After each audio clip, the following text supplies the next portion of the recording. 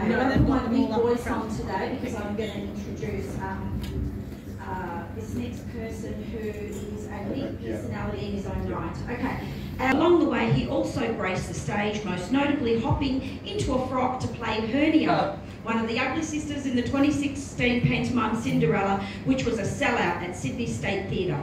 But Craig is loved as a veteran showbiz reporter. We've seen him commentating on Today Tonight. He was years with the morning show and the Daily Edition, and for the past decade he was part of the Studio 10 family, keeping us all up to date with the latest gossip and bringing to the show incredible Hollywood interviews with no end of legends, from Jane Fonda to Anne Margaret, Fran Drescher to Angela Lansbury. He's also a best-selling author of 2 books, That's Quite a Dress You Have on, Almost Have On, and his recent best-selling memoir, True Confessions of a Shameless Gossip. And you've got to read it. You have to get it if you can online. It's fantastic.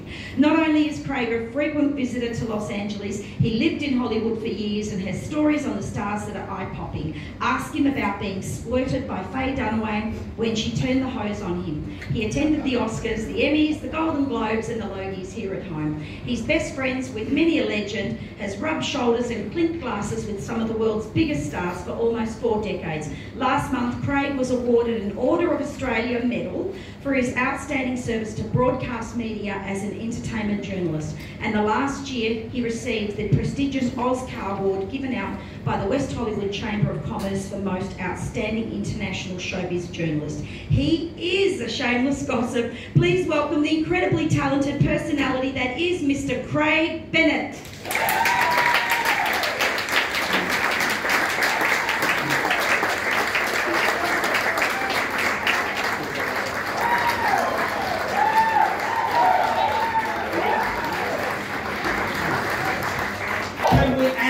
Excitement, because just outside of that door are our legends, and it's my great thrill, joy, treat, dream and delight to introduce them to you. So here we go, and I've got some notes here which is extraordinary. The detail is amazing, and I know this will bring the memory back. Our very first guest appeared in 351 episodes. Anything so far as that might be? She is the perfectly coiffed powerhouse, Wentworth Detention Centre. Of course, Governor Erica Davidson, played to perfection by the one and only Patsy King. Massive round of applause because she is such a favourite. Now, Erica was first seated behind the desk giving her advice to new inmate Karen Travers. I'm sure you probably remember that. Erica was constantly reminding her officers who is the boss. She often battled Ted Douglas, of course you'll remember he was the head of the department, who was always frowning and giving her, Erica. But you know she did, because that's what she did. Look, she regularly sent memos. Memos.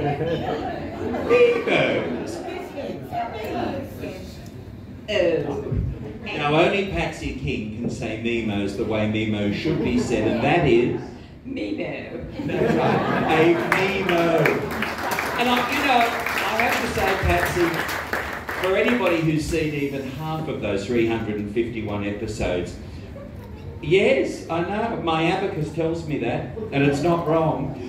Early in the show, and much to her embarrassment, your niece Barbara was imprisoned on a drugs charge. Remember the shame of all of that. Your French roll nearly unravelled, didn't it? In horror and disgrace. Besmirching the very good name, outrageous. So we've got that. You later shot during the escape of Rosalind Colson, but you survived. Lying on the ground, and the ants found me because the blood was made of strawberry jam and something else, and the ants suddenly thought, oh, here's a feast. I finally did get moved. Thank goodness they weren't fire ants, could you imagine? So, okay, she's shot, she's covered in strawberry sauce, she's eaten by ants almost. You found love too, didn't you? You did, and that was with Andrew Reynolds, who was a factory owner, but sadly It didn't work out. It was a disaster. How did Erica repair that shattered heart? Oh, she was very clever. She managed to keep a straight face most of the time. Patsy didn't. Right, okay, so that went belly up. Now, after sending more memoos and answering more telephones, my gosh, she's kidnapped and held hostage by 2 prisoners. Yes. I don't remember much about that. By then? I think because it was sort of off screen. Right. But her life became a blur. Then there's the Great Wentworth Fire. Right. So there is that. You're seen running back to the burning prison to open the security gates to help some of the other prisoners. What have I got here? More memos. She tries to bring down Joan Ferguson when she discovers that Joan is really a corrupt officer. I mean, that must have rocked you. Oh, it did. Shockingly so, as you can see. But you know what? Erica was a survivor. Sadly, Erica feels she has no choice but to resign from Wentworth because of a whole pile of things. Nola's protest, there was Bee's escape, you probably remember. Ian Field's character wasn't, not Ian Field, his character was a bit of a monster. Right. So he was from the department. So you had that going on. There was a big mess with Alan and Ellen Farmer being inducted incorrectly, and all of that led to you resigning. You did return though, as head of the department for a brief... Vengeance. Yes. Yes. Definitely with a vengeance. That French roll was even tighter than before, which gave you that kind of power, didn't it, Patsy? Just to make me look taller. Now, our next guest is, hang about, housework here. She appeared in 106 episodes as the tart with a heart of gold. I know, who could that possibly be? Chrissy Latham, of course, played by the irrepressibly divine and absolutely wonderful Amanda Muggleton. Now, Chrissy is first seen teaming up with Frankie, as you all know, I'm sure, in the first prison riot. She is rebuffed by Dr. Bill Jackson, and it's during the riot that she stabs Bill with a pair of scissors and has a chunk of her hair cut off by Bee. And, well, once it's discovered that she's the murderer, she's promptly transferred to Barnhurst. Now, to the horror of Meg Jackson, Chrissy is later returned to Wentworth, and then we find out that she's pregnant. It all happens, doesn't it, Patsy? I tell you what, never a dull moment. Now, that doesn't stop because you see then when Prissy teams up with, I think it was Sharon Gilmore, they kind of are pitted against B. Smith, and then she has a baby, little Elizabeth, named after Lizzie Birdsworth, and her sole focus then becomes being a mother. Now, Chrissy is broken when the day arrives that Elizabeth, her baby, is snatched from her arms. Then she was paroled, and then she moves on with a former lover, Mick O'Brien, and she tries to get baby Elizabeth back. However, when Mick is arrested, Chrissy and Elizabeth move in with her brother Derek and his wife Brenda. Chrissy reappears the following year, and after a series of stupid ideas, including claiming multiple dole checks and using false names and stealing from her boss, attempting to flee the state with the baby and the money, she winds up back behind bars at Wentworth, and soon after she's brutally assaulted by Joan Ferguson, later escapes with the help of nurse Neil Murray. Luckily the police get to her in time before the evil Neil can finish her off. Because, to a thunderous round of applause, please make welcome the irrepressibly fabulous Amanda Muggleton.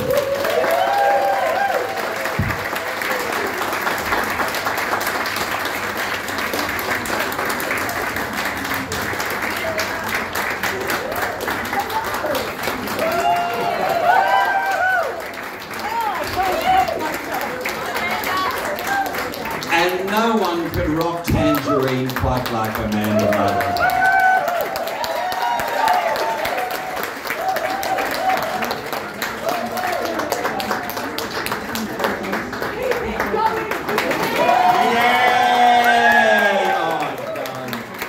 And she fitted all of that into 106 episodes.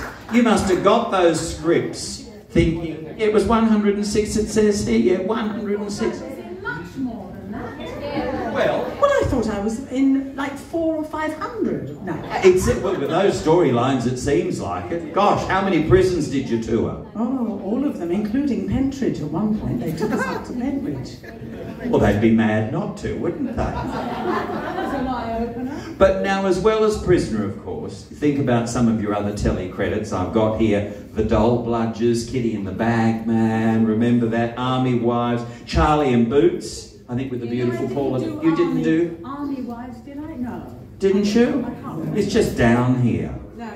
No, didn't do that. Well, let's check this off. Did you do The Curious Case of Dolphin Bay? No. No, okay, well that... You know what this You is? did Prisoner? This is AI gone bonkers.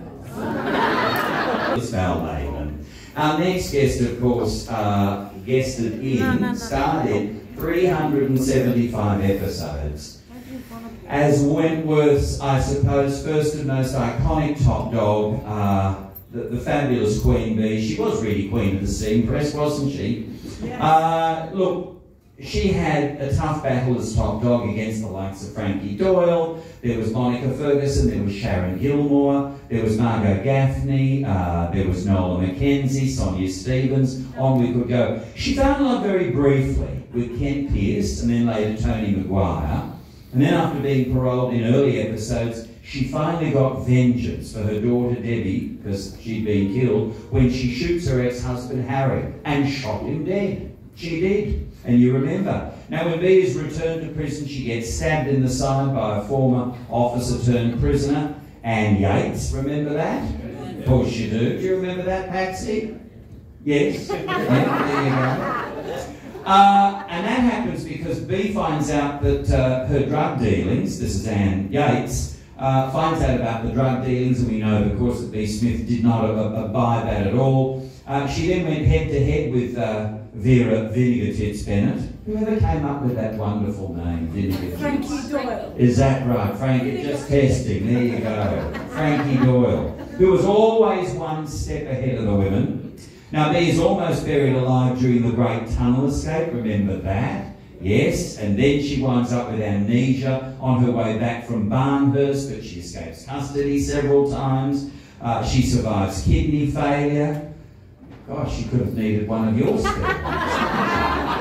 about that. That's right, she could have too, couldn't she? And then what else happened? There was the Lassa fever outbreak. Gosh, remember that. What didn't they throw at her? Thanks to Nola Mackenzie, the Freak, and Zara Moonbeam, she almost takes her own life after being fooled into thinking that she was mad. She'd gone completely burlesque, as Dorrie Evans would have said, on number 96. Now, Bea is a triple murderer. Her body count includes her best friend and ex-business partner, her husband Harry, of course, as we know, she shot him dead, and Nola Mackenzie, the prisoner. The long war against Joan Ferguson is ultimately lost when Bea is transferred to Barnhurst for a second and final time. And we find out years later that Bea makes the ultimate sacrifice as Barnhurst's top dog when she loses her life trying to save the women during a ride. A true top dog to the very end. And now, a rousing round of applause, please, for the one and only Val Lehman.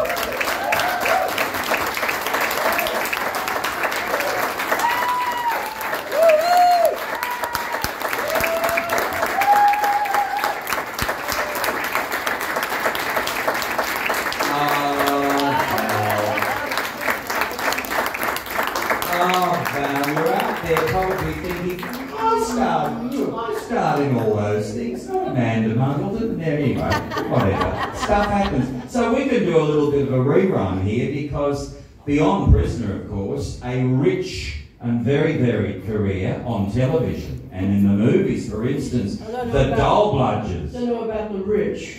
Well, in terms of the variety. The Doll Bludgers, Kitty and the Bagman, Army Wives, Charlie and Boots. That was Paul Hogan, wasn't it, that? Yes. Yeah, Paul Hogan. The Curious Case of Dolphin Boy.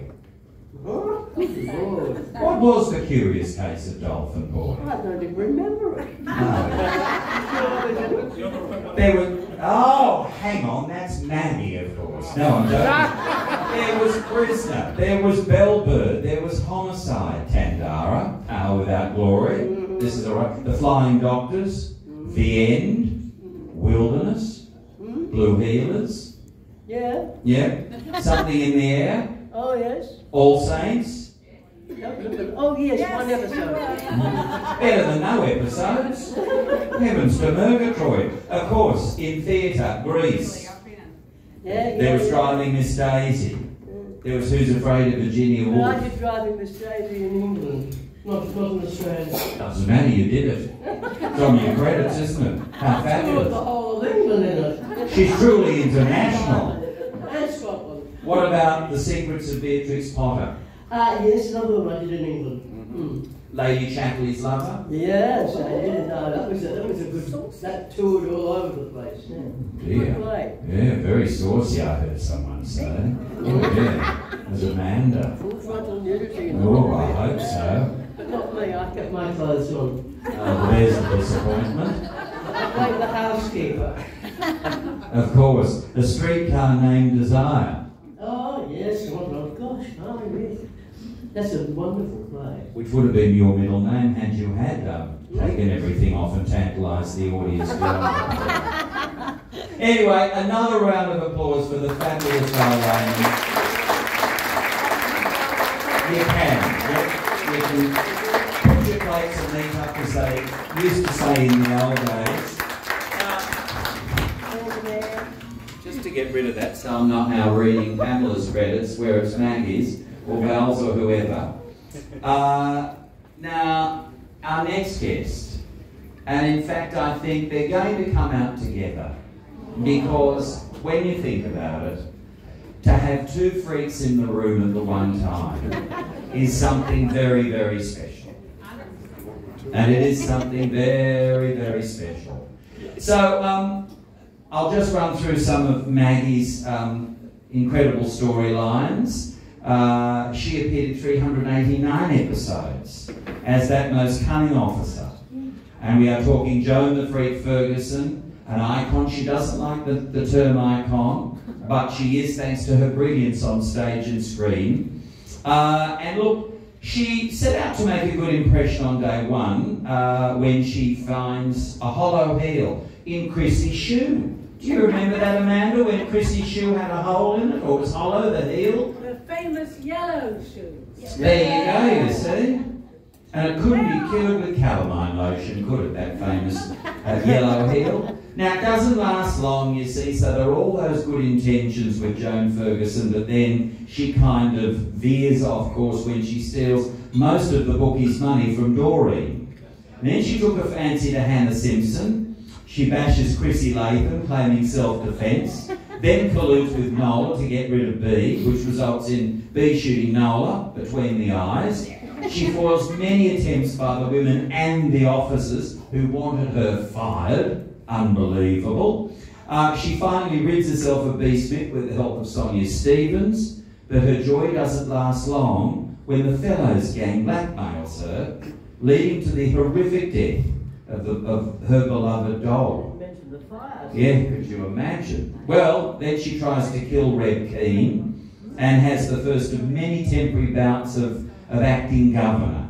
She takes in young Shane Munro, who dotingly refers to her, remember, as Auntie Joan? That was really quite lovely. You never got to see much of that heartwarming side of Joan Ferguson, did you? She didn't have one. Well, she did try. Anyway, she hacks off Lexi's hair, teams up with some women to get the highly corrupt officer Len Murphy fired, enters a relationship with fellow officer Terry Malone, but then Terry resigns and is soon copped off, for the want of a better expression, with her new boss, leaving poor old Jones heartbroken and in a right old mess. Unbelievable. The evil inmate Ruth Ballinger arrives. Joan bashes her, of course, after discovering what Ruth is really in prison for, and covers up for Joan, and Joan